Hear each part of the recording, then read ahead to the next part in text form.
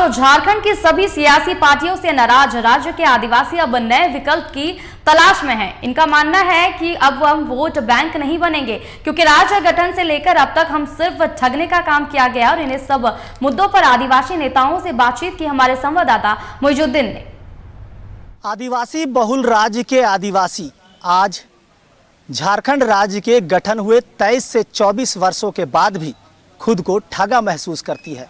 कहीं ना कहीं अब तक इनके जो हक अधिकार थे वो इन्हें नसीब नहीं हुए, लेकिन अब आदिवासियों ने एकजुटता करनी शुरू कर दी है और कहीं ना कहीं झारखंड में चला रही विभिन्न राजनीतिक पार्टियों, खास करके भारतीय जनता पार्टी हो, कांग्रेस हो या झारखंड मुक्ति मोर्चा हो, इनके कार्यकाल से नाखुश होते हुए अब तीसरे विकल्प की तलाश कर रही है। आज रांची के संगम गार्डन में आदिवासियों का एक समूह बैठक कर रहा है और तीसरे विकल्प पर विचार कर रहा है। इन तमाम मुद्दों पर बात करने के लिए हमारे साथ आदिवासी नेता प्रेम शाही मुंडा है। इनसे ही जानते हैं क्या कुछ नाशुक्री है, क्या कुछ नाइत्तेफाकी है, क्या नाराजगी है जो तीसरे विकल्प की बात चलने लगी। हम लोग तीसरे विकल्प की बात नहीं कर रहे हैं, ना हम लोग कोई बात कर रहे हैं।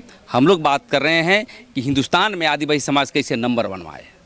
तो हम लोग आज आदिवासी समाज के विभिन्न संगठनों के द्वारा चिंतन बैठक कर रहे हैं और तय कर रहे हैं हम लोग कि क्या बात है। 24 साल अलग राज हुए हुआ, वही गाना गा रहे हैं 2001 में और अभी भी वही गाना गा रहे हैं। जल जंगल जमीन नहीं मिला, ग्राम सभा नहीं मिली, स्थानीय नियोजन नीति नहीं मिला, धर्म कोड नहीं मिला, तो अब कितने नेता लोग गाना गवाएंगे और 50 साल मर जाएंगे तब। इसीलिए हम लोग आज चिंतन करके तय होने वाली है, क्षण के बातें आने वाली है कि आने वाला समय में एक नई राजनीतिक विकल्प तैयार करेंगे और 6 महीना के अंदर जितने भी 24 साल का जो छूटे हुए मुद्दे हैं उसको शासन सत्ता में ला करके स्थापित करेंगे, लागू करने का काम। झारखंड सरकार आदिवासी होने का दम भरती है, केंद्र की मोदी सरकार वो कहती है सर्वांगीण विकास हो रहा है, बावजूद आप फिर इस तरह से देखिए, भारतीय जनता पार्टी के नेता भी आदिवासी की बात करती है, झारखंड मुक्ति मोर्चा के लोग भी आदिवासी की बात करती हैं, कांग्रेस पार्टी भी करती है, यहाँ के अन्य दल लोग भी बात करते हैं, लेकिन बात तो करते हैं लेकिन आदिवासी का नियम कानून कभी भी लागू नहीं करते हैं। आदिवासी महिलाएं खुद को किस पायदान पर समझती हैं आज के समय में, वर्तमान में अपने आप को कितना सुरक्षित महसूस करती है, क्या मानती हैं आप? देखिए, वर्तमान के समय में अगर आदिवासी महिलाओं के परिदृश्य में देखिएगा, जितनी भी मुख्य धारा की पार्टियां हैं आदिवासी सुरक्षा की बात करते हैं, बेटी बचाओ बेटी पढ़ाओ की बात करते हैं। लेकिन आप देखेंगे कि मणिपुर का मुद्दा जहां पे 2 आदिवासी महिलाओं को नंगे करके घुमाया गया, निवस्त्र किया गया, तो एक तरफ से आप जो हैं मतलब आदिवासी महिला को मुख्य सर्वोच्च पद पे बिठाते हैं, दूसरी ओर महिलाओं का आप सम्मान भी नहीं देते हैं, उनका कहा जाए कि इंसल्ट करते हैं।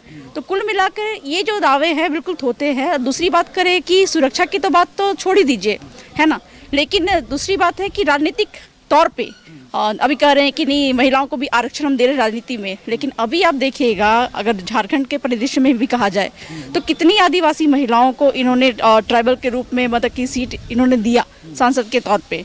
तो कुल मिला के आदिवासी महिलाएं इनके राज्य में जो मुख्य धारा की पार्टियां हैं, इनके राज्य में या फिर कहा जाए कि जो क्षेत्रीय दल है, इनके राज्य में भी अपने आप को सुरक्षित महसूस नहीं कर रही है। तो हो सकता है कि इस जो विधानसभा चुनाव में ये अन्य विकल्प के तौर पे इनकी नज़र है, ढूंढ रहे हैं और बिल्कुल अभी जो नया विकल्प के तौर पे हमारा जो परिचर्चा चल रही है तो इनको वो सपोर्ट करेंगे। बहरहाल तो झारखंड राज्य के आदिवासी कहीं ना कहीं खुद को ठगे महसूस तो करते हैं। वर्तमान में जो चुनाव हुआ लोकसभा चुनाव में, इसमें कहीं ना कहीं थोड़ा बहुत खुशी तो ज़रूर है, लेकिन अब भी इनकी कई बुनियादी सुविधाएं हैं, कई तरह की डिमांड है जो अब तक पूरे नहीं हुए। ऐसे में अब तीसरा विकल्प तलाशना कहीं ना कहीं इनके लिए एक चुनौती भी माना जा सकता है। अब देखने वाली बात होगी कि झारखंड राज्य के आदिवासी अब इस ओर कितना आगे बढ़ते हैं या फिर कहीं इनका आंदोलन फिर से इसी तरह से ज़मीन पर ही थम ना जाए। सहयोगी दीपक के साथ मोइजुद्दीन, TV45 रांची।